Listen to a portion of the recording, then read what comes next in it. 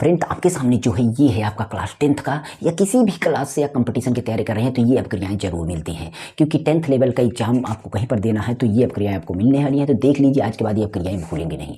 पहली आती है आपका संयोजनक क्रिया। संयोजनक क्रिया का दूसरा नाम होता है योगात्मक क्रिया, उसका दूसरा नाम और भी होता है संलयन क्रिया, संलयन क्रिया, योगात्मक, संलयन और संयोजन। संयोजन क्रिया में क्या होता है, दो तत्व हो, दो तत्व आपका दो तत्व यौगिक हो और ये अभिक्रिया जब करे ना तो एक बन जाए, तो ये होती है हमारी योगात्मक अभिक्रिया मतलब संलयन क्रिया।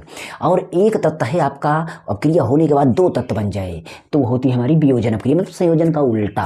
यहाँ पर आप क्रियाओं का एक अभिक्रिया का रिएक्शन भी देख सकते हैं, NH4Cl या HgO में आपका Hg और O2 में टूट गया है, इसमें दो क्रिया थी वहाँ पर सिंगल हो गया है, तो ये दोनों क्रियाएं हैं। उसके बाद आता है हमारा विस्थापन क्रिया। विस्थापन क्रिया जब आपका एक तत्व इसके साथ है और क्या हुआ कि कोई अलग क्रियाशील वाला तत्व इस सब क्रिया अधिक क्रियाशील वाला तत्व कम क्रियाशील वाला तत्व को धक्का देके विस्थापित कर दे और खुद आके जगह ले ले, विस्थापन क्रिया। अगर एक ही तत्व को विस्थापित कर रही है, एक ही तत्व को विस्थापित कर रहा है तो एकल विस्थापन। अगर दो तत्व ये इसको धक्का देके इसको बगल कर रहा है, इसमें वाला इसको धक्का देके इसके बगल कर रहा है तो द्विविस्थापन। द्विविस्थापन क्या होता है, उसमें आयनों का आदान प्रदान होता है तो द्विविस्थापन होता है, ठीक है। और वियोजन क्रिया का अपघटन भी नाम होता है, ये भी चीज़ ध्यान देना।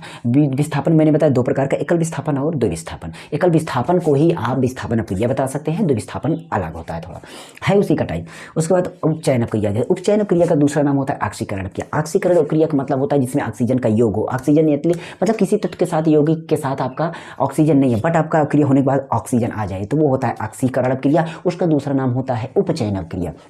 बात समझ में आई। और इसी का उल्टा अगर ऑक्सीजन किसी के साथ है बट निकल जाए, यानी कि इसमें हाइड्रोजन आपका योग हो जाता है, ऑक्सीजन निकलना, ऑक्सीजन क्या होता है उसमें हॉस हो जाता है तो वो आपका हो जाता है अपचयन क्रिया। इसी का उल्टा होता है, दोनों एक दूसरे के उल्टे होते हैं। और जहाँ पर दोनों क्रिया होती हैं क्या कहते हैं, रेडॉक्स क्रिया। यहाँ पर आपका जाता है ऊष्मक्षेपी क्रिया। ऊष्मक्षेपी मतलब अवक्षेप, जिसमें छेप निकले, मतलब किसी कोई चीज़ बची तो इसमें क्या होता है, पूरी क्रिया होगी तो ऊष्मा का अवक्षेप होगा, ऊष्मा उत्पन्न होगी।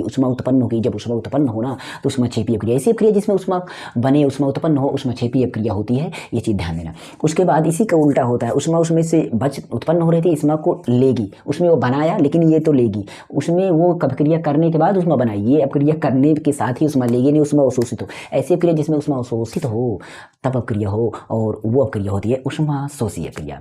तो इस तरीके से इतनी सारी अक्रियाओं को एग्जाम्पल सहित मैंने समझा दिया, मतलब अक्रिया सहित समझा दिया और साथ ही साथ आपको परिभाषा भी बता दिया। तो अगली वीडियो जरूर देखिए, वीडियो को बहुत सी लाइक या कमेंट जरूर करना, चाहे गलत कमेंट करो चाहे अच्छा कमेंट करो पर कमेंट तो जरूर करो। और हाँ, हाइप वगैरह जो कुछ भी होता है वो सारी चीज़ें आप भी भेज दिया करिए जो भी आपको चाहिए। ओके, चलिए मिलते हैं नेक्स्ट वीडियो में।